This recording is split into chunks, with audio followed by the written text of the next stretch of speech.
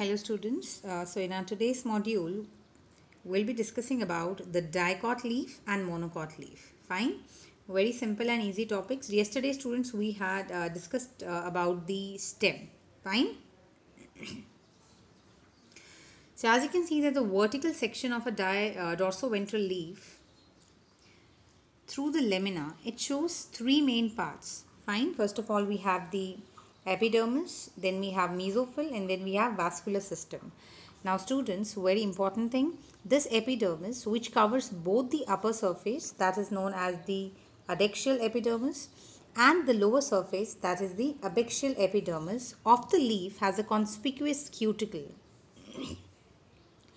Now the abaxial epidermis, which is the lower surface, it generally bears more stomata than the adaxial, or we can say the upper surface epidermis.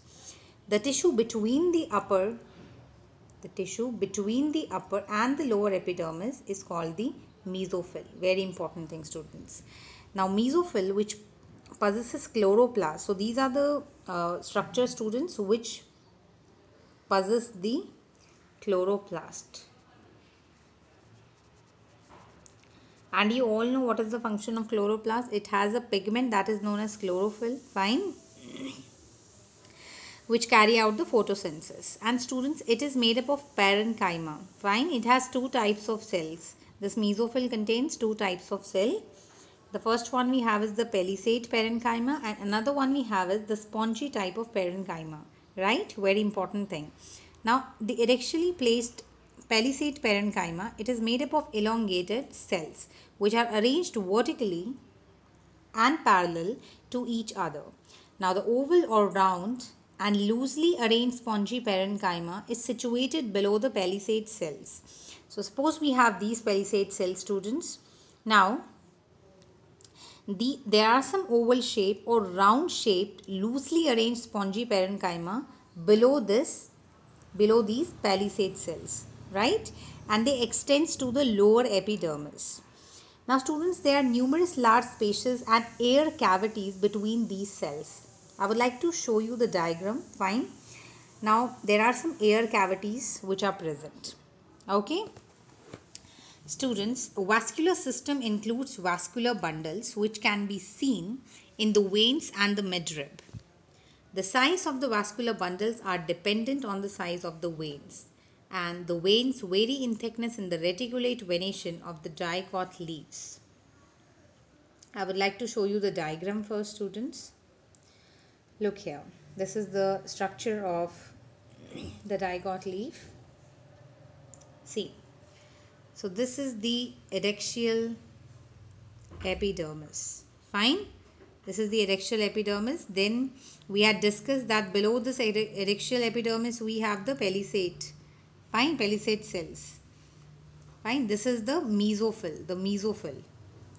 Now students, we had also discussed about the air cavities, right? There are some air cavities in between. So you can see here, there are some air cavities and plus the spongy mesophyll. Fine.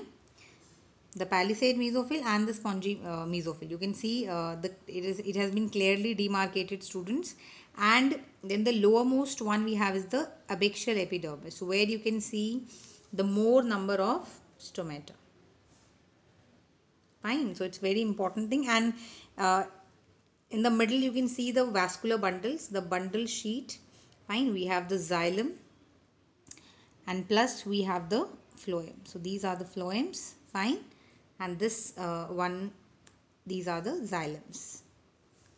I hope this thing is clear, student. This is what the structure looks like, fine, of dicot leaf, and this is the monocot leaf. So you can see here, this one is the adaxial epidermis, then we have the abaxial epidermis, the lower and the upper epidermis. Then you can see here, students, this is the mesophyll here. Fine. You can see there is very less air cavities in comparison to the dicot leaf. We have less air cavities in the monocot leaf. Now students, the anatomy of isobilateral leaf is similar to that of dorsiventral leaf in many ways. It shows the following characteristics difference. For example, you can see here, in the monocot one, that is the isobilateral leaf, the stomata, they are present on both the surface of the epidermis. Very important thing. The difference lies here. So listen to this thing very carefully, students. The stomata, they are present on both the surface of the epidermis. This becomes the first point, right? This becomes the first point here. As you can see, the stomata, they are present on both the surface. Fine. Whereas in case of dicot stem, it was present only in the lower side, the ebexial one. Fine. Second comes, students, the mesophyll, it is not differentiated into palisade and spongy parenchyma. So I would like to demarcate here, both the points. The first one we have is this. That is the stomata, they are present on both the surface of the epidermis, right? And the second one that comes is that mesophyll is not differentiated into the palisade and spongy parenchyma. So here in dicot, I would like to show you the clear picture, students. You can see that the mesophyll is differentiated into the palisade. Fine, you can see here. This one is the palisade, right? And the spongy parenchyma. So this one is the spongy one. Okay, so it is clearly, you can see the demarcation. Fine, the difference. But talking about the monocot, in this, the mesophyll, it is not differentiated into palisade and spongy parenchyma. As you can see here in the picture, we have just the mesophyll. Fine. This is the mesophyll. To show you with the yellow color. This one is the mesophyll. Fine, there is no demarcation.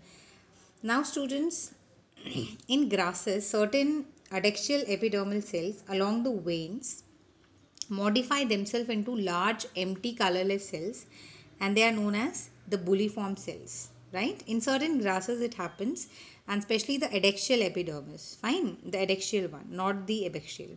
So these are called bulliform cells, and when the bulliform cells of the leaves have absorbed water, so if they will absorb water, it's very obvious, students, that they will become turgid, right?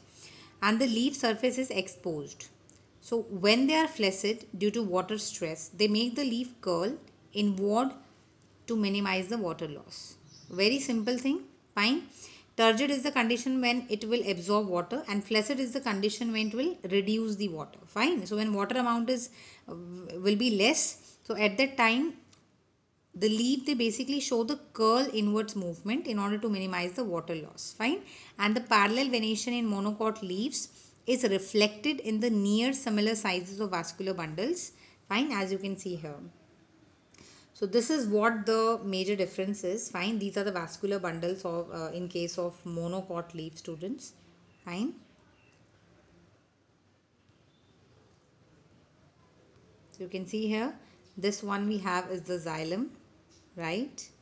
And fine, this one is the xylem. These are the phloems. Fine. So you can see here, this is what all about today's module, students. I hope the topic is clear to each one of you. Thank you.